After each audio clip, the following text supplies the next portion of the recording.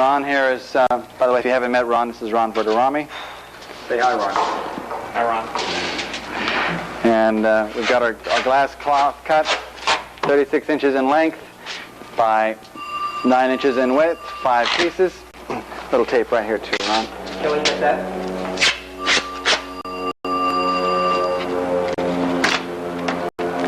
Now it's a little on the warm side today.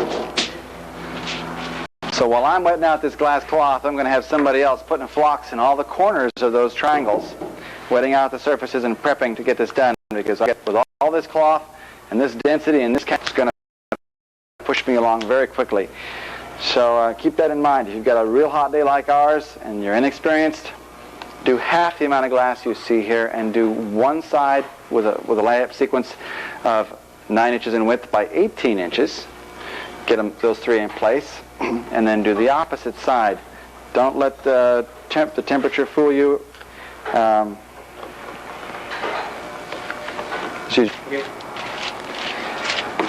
Well, as you can see, I am laying up masses of glass in one shot. I don't know if I've actually shown this before on video. We may have talked about it. And since nearing the age of 42, I'm suffering from a terminal disease known as Kraft. Can't remember a thing. I figured I'd better show it to you again. We're on aluminum foil. The second layer is just a little wet.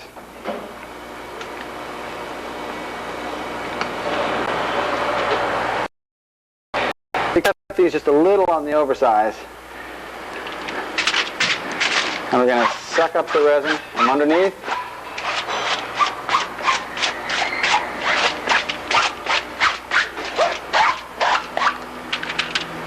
Heat gun would help here, but remember, it's a warm day, at least it is here, and I'm going to increase the curing and decrease the time that I have to work with the material when it is easy to work with. So do be cautious in applying heat. If it was a 70-degree day and you just lightly warmed it to reduce the viscosity, that's a good idea. But when it's as hot as it is today, and our epoxy cabinet is probably 100 degrees, probably not a good idea. I'm into number 3 now. Now, as I get closer to the end of this laminate sequence, I'm going to be less and less generous with the resin.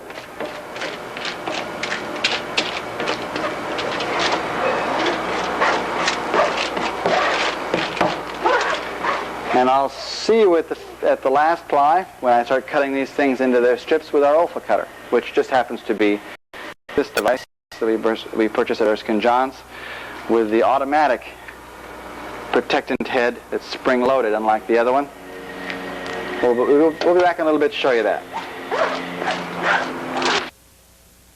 So, our next process is flipping this thing over and getting a straight edge against this trailing edge section for jigging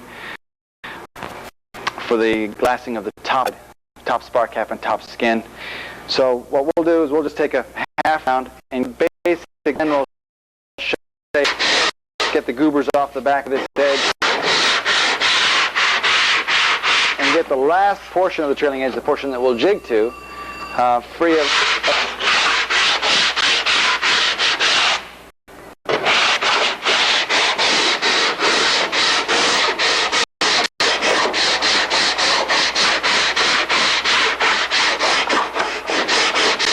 those screws we put in here are still holding up. It's starting to wear out.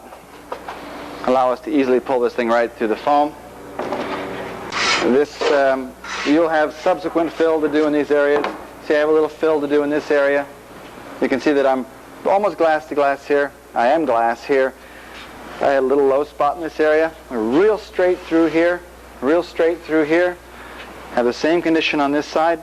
At least it's symmetrical. I'll sand this side out and we'll rejig.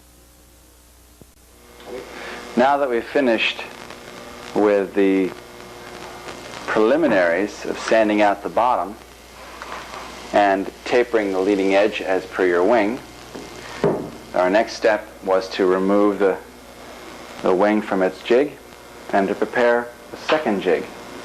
This jig we're trying to incorporate the very first jig into the last jig. The only thing that you're going to need in addition to this piece of straight plywood is that I don't know if I stressed at the time, but when this was set up, all you need to do is make sure that the top of this is 2 3/4 of an inch above the surface of your table, and that this edge be straight and parallel to the table its entire length. The second extrusion that you use, or lumber, could be a 2x6, it could be a 1x, but whatever it is, it must be parallel to your first piece of lumber, again 2 3/4 of an inch above your table, and it must be parallel to the two surfaces. 4 1/4 inches above the table and parallel to the other piece. And what that will do, you take your lift tabs and you put them directly against your first jig. Make sure the end is straight. Now the way this works out, the trailing edge ends up about 1.15 from the glass to here. And your glass will be a little different, so it may not be exactly the same. I'll check at this end.